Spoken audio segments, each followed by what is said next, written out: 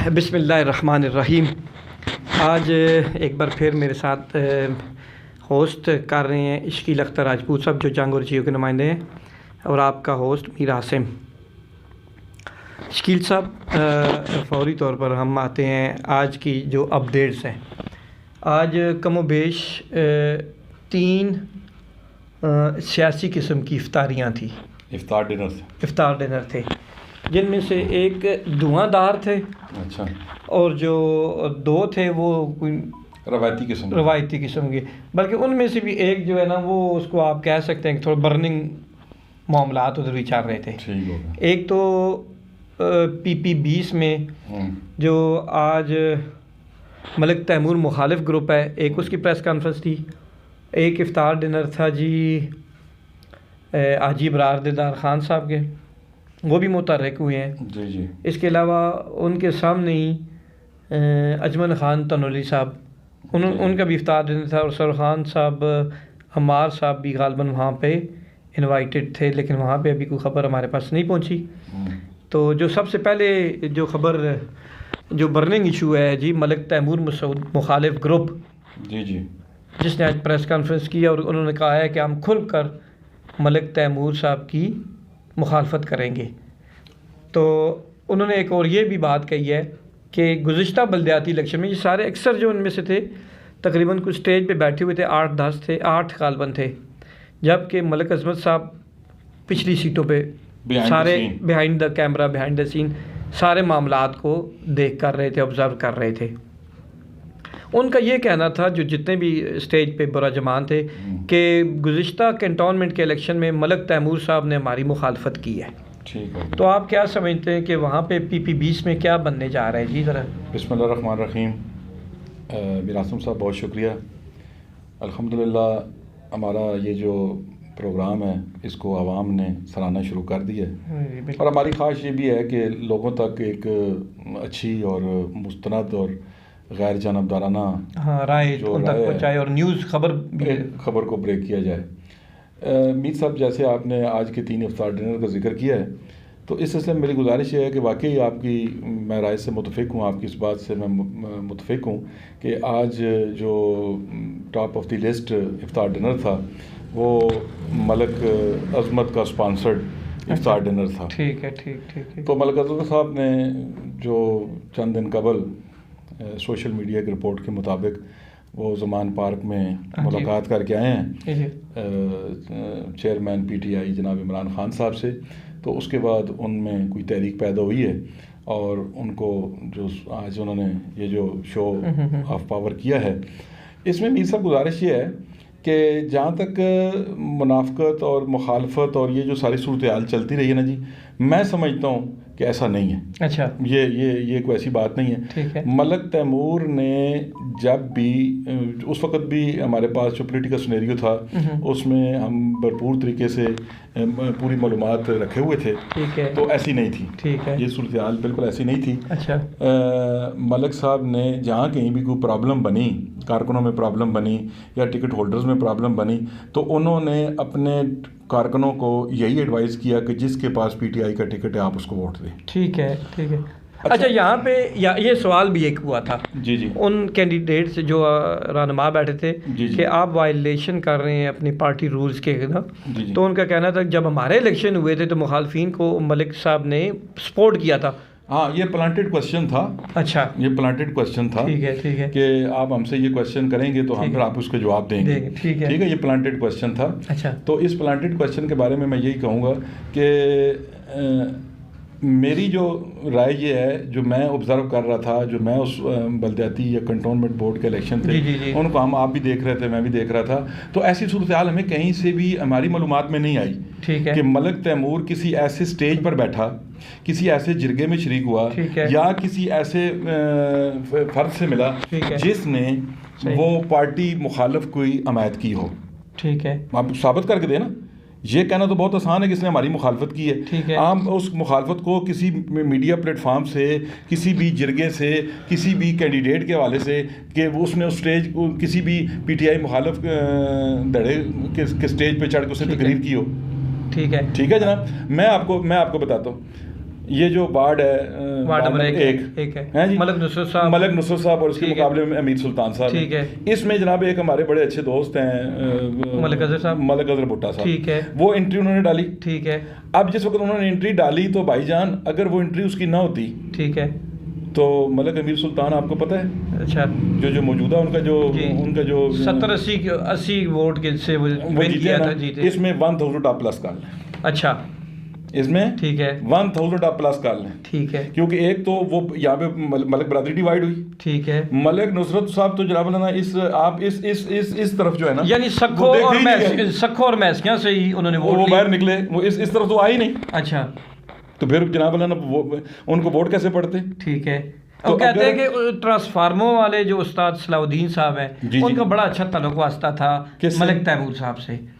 देखें ताल्लुक वास्ता होना तो कुछ जनाब ये तो कोई बुरी बात तो नहीं है कि क्या उसकी दुश्मनी तो कोई नहीं है, ठीक है। कहते हैं कि सियासी इख्तिलाफ ये मुखालफिन कहते हैं कि उनको खड़ा इसलिए किया गया ताकि पीटीआई के जो वोट गुलिस्तान कॉलोनी से बनते हैं उनको ख़त्म किया जा सके, ये उनके इल्ज़ामात हैं। देखें जी गुजारिश ये है ना कि उनका अगर तो जनाब उनके बहुत अच्छे तलकात थे, ठीक है, तो उन्होंने उसको टिकट क्यों नहीं दिलवाया, ठीक है। कहते हैं कि उस वक्त हायल ये मलिक तैमूर ग्रुप ये कह रहा था कि उस वक्त मास्टर निसार साहब थे ना हायल, वही टिकट इशू कर रहे थे, वही सारे मामलात को टैकल कर रहे थे। जब इलेक्शन नताज आए तो उसके बाद वो बीमार भी हो गए, लेकिन वो पसे पर्दा चले गए फिर सियासत से। मैं समझता हूँ जी कि ये अब पता क्या कर रहे हैं कि इनके पास कुछ है नहीं, अच्छा, तो ये बुचड़ियाँ ही पकड़ रहे हैं, ऐसे नहीं। लेकिन नहीं, इसमें एक और चीज़ है सर, इसमें एक और मुस्लिम लीग नून वाले भी कह रहे हैं कि मलिक तैमूर साहब को जो 8 काउंसलर हैं, ये जो बने 8 काउंसलर प्लस 10 काउंसलर पीटीआई की मिलाए 18 काउंसलरों की मुखालफत करना पड़ेगी। किसको? पीटीआई को? मलिक तैमूर साहब को मुखालफत का सामना करना पड़ेगा। मुखालफत का सामना करना देखिए मेरी बात सुने, बात यह है कि मुखालफत का सामना करना तो दुरुस्त हो गया, ठीक है, तो सियासत नाम इसी का है, कहीं हमायत होती है तो कहीं मुखालफत होती है, ये तो कोई इतनी बड़ी बात नहीं है। मैं मलिक तैमूर को आज इस वक्त जनाब वाला ना, मैं समझता हूँ मलिक अजमत साहब हों या मलिक तैमूर साहब हों, have equal opportunity and equal chance to win their tickets, ठीक है। मैं मेरी ये जाती राय है, सही है। इस वक्त कोई पलड़ा जनाब ऊपर अच्छा, यहाँ पे क्या कहा जा रहा है कि चेयरमैन पीटीआई से मुलाकात के हवाले से कहा जा रहा है ना कि पहले अमार साहब की मुलाकात थी, उसके बाद मुलाकात हुई है जी मलिक तैमूर साहब की, ये मैक्सिमम कह रहे हैं कुछ 3 मिनट की मुलाकात, 3 मिनट की मुलाकात, लेकिन जो मलिक अजमत साहब से मुलाकात हुई है वो कहा जा रहा है कि कम व बेश 15 मिनट के। मैं समझा ना जी कि उस मलिक तैमूर की मुलाकात और अमार सदीक खान साहब की मुलाकातें चूँकि पहली नहीं है, मलिक अजमत साहब की पहली मुलाकात है। अच्छा, उसमें ठीक है जनाब, उनकी मुलाकातें तो गुज़श्ता 5 साल से होती रही है ना, तो वो चलते चलते अगर जनाब उनको तो 1 मिनट भी मिलता तो वो जनाब ठीक है जी आपका क्या हाल है, ठीक है, ये तो कोई इतनी बड़ी बात नहीं है। वो ये कहा जा रहा है कि मलिक तैमूर साहब ने मुबैना तौर पर, ये ग्रुप मुखालिफ कह रहा है उनका, कि मलिक तैमूर साहब ने खान साहब कहा है कि मलिक अजमत जो नए बंदे हैं जी, ये किधर इलेक्शन लड़ेंगे या ऐसी, उनकी कोई इतनी ऑथेंटिसिटी नहीं है उनकी। जब उनकी मुलाकात हुई अजमत साहब तो उन्होंने कहा कि मैं 2 दफ़ा चेयरमैन भी नाज़िम भी रह चुका हूँ जी, अपने यूसी का ना लब ठट्टू के रह चुका हूँ, और मेरे नाना ज़ेलदार हैं और हम प्रॉपर दहाइयों से सियासत में। तो खान साहब ने कहा अच्छा हो, मेरे इल्म में ये नहीं बात थी जो आप बातें बता रहे हैं, ये यानी कि वो कॉन्फिडेंट हैं इस हवाले से ये मलिक अजमत ग्रुप।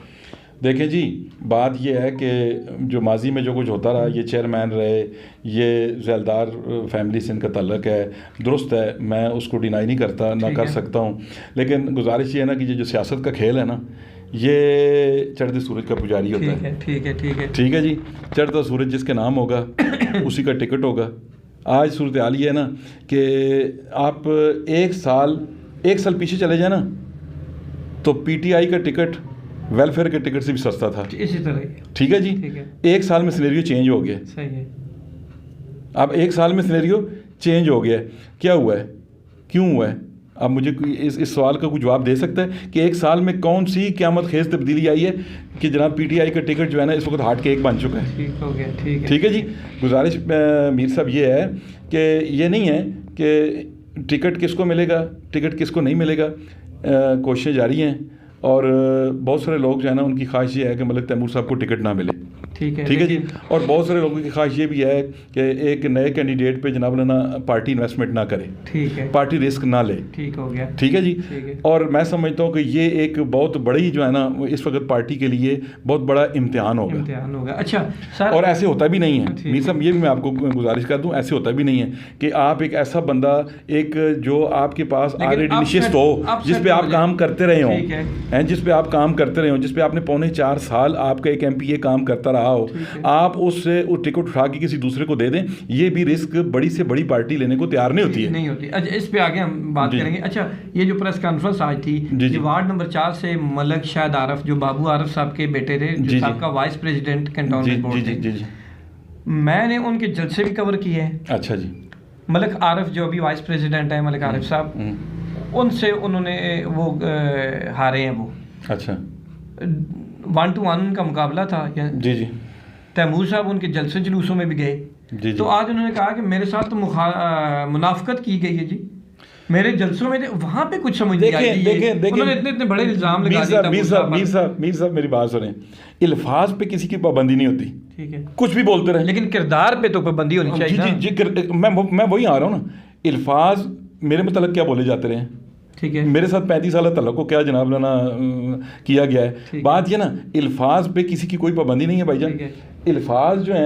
इल्फाज जो हैं वो बेधड़क लोग अदा करते रहते हैं, लेकिन एक्चुअली चीज़ क्या होती है, लोग आपका किरदार देखेंगे। ठीक हो गया, आप कहाँ खड़े कहाँ हैं, आपकी पोजीशन क्या है। आप मुखालफीन में से भी देखें कि मुखालफीन अपने किस मकाम पर खड़े थे, ठीक है, और पोजीशन कहाँ होती है, एहतराम कहाँ होता है, जहाँ आप एक जगह सियासत में खड़े रहें। ठीक हो गया। सियासत में आप खड़े नहीं रहेंगे, ठीक है, तो आपकी पोजीशन खराब होगी। ठीक है, ठीक है। अच्छा, ये तो चले हो गया। ये गुफ्तार के गाजी जो है ना, अच्छा, गुफ्तार के गाजी, ये सिर्फ गुफ्तार के गाजी बातें करते हैं कि मेरे साथ मुनाफकत हुई, मेरे साथ मुखालफत हुई, मैं मुखालफत को कबूल करूंगा, मैं मुनाफकत को कबूल नहीं करूंगा, मैं ये करूंगा, मैं वो करूंगा। ये बात नहीं है मीर साहब। मीर साहब बात यह है कि किसी का किरदार क्या है। ठीक है, लेकिन यहाँ पे अच्छा ये बात, अच्छा जी एक और बात सुने, कैंट के इलेक्शन कब हुए थे? कैंट के इलेक्शन को कल हुए हैं। कैंट के इलेक्शन को भी तो 3 साल हो गए हैं ना। लेकिन एक और उस वक्त उन्होंने क्यों कहा कि मलिक तैमूर ने हमारी जनाब मुखालफत की है, हमारे साथ मुनाफकत की है। मलिक अजी साहब ने, मैं उस वक्त भी बयान मैंने जरूर पढ़ा है, मलिक अजी ने कहा है कि जब हम तैमूर साहब का इलेक्शन आएगा तो हम मुखालफत करेंगे। उन्होंने कहा भी था कि मलिक अजी साहब आप ऐसी बात ना करें, या आपकी पार्टी को। उन्होंने कहा जब हमारे इलेक्शन हुए तो उस वक्त पार्टी नहीं, मैं साल डेढ़ पुरानी बात एक्सेप्शनल केस आर देयर। और मलिक अजी साहब वो वाहिद शख्सियत थे जो आज सर खान साहब की खुलम खुला हिमायत कर रहे हैं, जबकि गुज़िश्ता वाइस प्रेसिडेंट इलेक्शन में उन्होंने कहा कि मुझे नॉमिनेट किया जाए। उन्होंने खुलम खुला बगावत भी की थी पार्टी में, लेकिन गुलाम सर खान का उन्होंने वो जो है ना सरपरस्ती उनको नहीं छोड़ा था उसने, अभी भी उस दड़े में खड़े हैं। जी देखें, अगर उनका किरदार दुरुस्त है ना जी, तो मैं उस किरदार को सलाम करता। राजा साबर साहब क्या तो क्या है, कहा जाए राजा साबर को वार्ड 5 में खड़ा कर दिया गया था। मैं मेरी ख्वाहिश और मेरे जो पर्सनल एक जज्बात है ना जी, मेरे ज़ाती जो ख्यालात है ना, वो किरदार के साथ अटैच है। जिसका किरदार ठीक है जी, उसको सलाम करें। और ये गुफ्तार के गाजी ना, वो गुफ्तार के गाजी ये आते रहते हैं। अच्छा, एक और मजे की ये अपडेट है कि राजा तारिक साहब हैं, बड़ी जज्बाती तकरीर भी करते हैं, शेर व शायरी भी उसमें वो भी जरा तड़का लगाते हैं, अदबी ज़ौक़ से भी उनका गहरा ताल्लुक है, और साफ़ी भी हैं मेरे ख्याल में, माशाल्लाह साफ़ी भी रहे हैं। अच्छा रहे हैं। तो अच्छा, उनका उन वार्ड 7 था जो पीटीआई का ओपन छोड़ दिया गया था। जी उस वक्त ओपन। लालजादा खान थे, ये था राजा तारिक साहब थे। तो अच्छा, इन्होंने क्या किया, राजा तारिक साहब ने अपने वार्ड में वार्ड नंबर 8 और वार्ड नंबर 9 के मुस्लिम लीगी कैंडिडेट जो थे उन्हें अपने वार्ड में बुलाया। अच्छा। और उनकी खुलम खुला हिमायत का ऐलान भी किया। जबकि वार्ड 8 में मलिक फातिमा सऊद साहब थे कैंडिडेट, वार्ड नंबर 9 में मलिक इत्तिशाम साहब थे। मीर साहब गुजारिश है ना, सियासत एक खेल है। ठीक है, सियासत एक खेल है, तो खेल में ये सारे मामला चलते हैं, जंग और इसमें सारी चीज़ें, ये प्यार मोहब्बत और इश्क में जंग में ये सारी चीज़ें चलती रहती हैं। और ये देखें ना, कोई खेल की कोई टेक्निक अपना के, खा वो मुनाफकत की टेक्निक हो, खा वो कोई और टेक्निक हो, लफाफे की टेक्निक हो, या कुछ उसके और जनाब मराद देने की उसके ऐलानात हों, उसका एक खूबसूरत बयानिया हो, हैं जी, तो यानी कि ना वो उस बुनियाद पर इलेक्शन लड़ा जाता है। आप अगर मुनाफकत की बात करें जनाब ना, तो किधर गई 1 करोड़ नौकरियाँ और किधर गए 50 अपना घर। बात ये ना मीर साहब, ये तो कि जनाब आप कहें ना जी हमारे साथ मुनाफिकत हुई है तो इसको उनके साथ भी तो हुई है ना, ठीक हो, ये तो कोई बात नहीं है। एक और वहाँ पे किरदार थे जनाब ज़ैद कियानी साहब। हाँ जी, वो उन्होंने ये तो अभी नहीं आए, नहीं है, पुराने हैं। अच्छा जी। तो इन्होंने कहा पुराने पीटीआई के खान ग्रुप के हैं, ये भी इलेक्शन कॉन्टेस्ट करने के लिए पार तोड़ रहे थे ना। अच्छा ये इन्होंने कहा नहीं वार्ड 8 के, अच्छा काउंसलर के मलिक फाद मसूद साहब की हवाले से ना, ये भी उनके मद्दे मुकाबिल थे। अच्छा, इन्होंने कहा नहीं जी हम लड़ेंगे जी इस तरह। मीर साहब मैं बिल्कुल लड़ने से मैं नहीं पीछे हटने वाला। ये अच्छा तैमूर साहब गए इनके पास, उन्होंने कहा आप बैठ हमारी हिमायत करें। अच्छा सरखान साहब ने ठीक है। अच्छा। उस वक्त क्यों इन्होंने मुखालफत, आज ये कह रहे हैं जनाब वाला कि मेरे होटल पर छापे मरवाए गए, सारे मामलात इस तरह कराए गए ना। अच्छा, तो अच्छा, हाँ कह रहे हैं कि जो काम होगा आपके थ्रू होगा, मुझे काम का पूछते ही नहीं है, कोई ऐसी बात ही नहीं की। अच्छा, ठीक है जी। अच्छा। तो इन्होंने जलसा भी मलिक तैमूर का उधर वार्ड 8 में कराया था। आज ये फिर सरखान ग्रुप में फिर देखें जी, यही तो फिर मैं वही फिर अच्छा चले ये यहाँ पे थोड़ा सा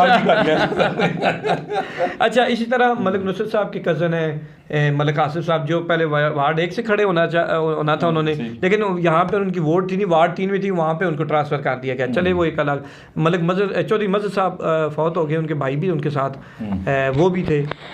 इदरीस डीसी साहब थे, गुज़श्ता इलेक्शन नहीं लड़ा, लेकिन वो भी धड़ल्ले से मलिक तैमूर साहब के मुखालिफ बोले हैं। अच्छा। इदरीस डीसी साहब भी बोले हैं। अच्छा चलिए, एक तो ये चैप्टर हो गया। दूसरा चैप्टर आ गया है जी अजीब रात दिलदार खान साहब का। थोड़ा सा उसको टच देते हैं कि वो थोड़ा सा मुतरक हुए हैं। तो मेरे ख्याल में कोई गैर मरूफ से आदमी है ये। अच्छा, दिलदार साहब को मेरे ख्याल में इबरार दिलदार साहब, मुझे तो कोई गैर मरूफ से नजर आते हैं। अच्छा। और मैंने तो उनको एक वो किसी जलसे में गुफ्तगू करते हुए सुना है, तो मुझे तो वो गैर सियासी से आदमी लगते हैं। कोई नोटों के बलबोते पर जनाबे वाला ना को कह रहे हैं कि पार्टी के टिकट अप्लाई किया हुआ है। तो टिकट तो आप भी अप्लाई करें ना, मैं भी अप्लाई कर देता हूँ ना। टिकट मिलना बात होती है ना, अप्लाई करना तो कोई बड़ी बात नहीं है। ठीक है।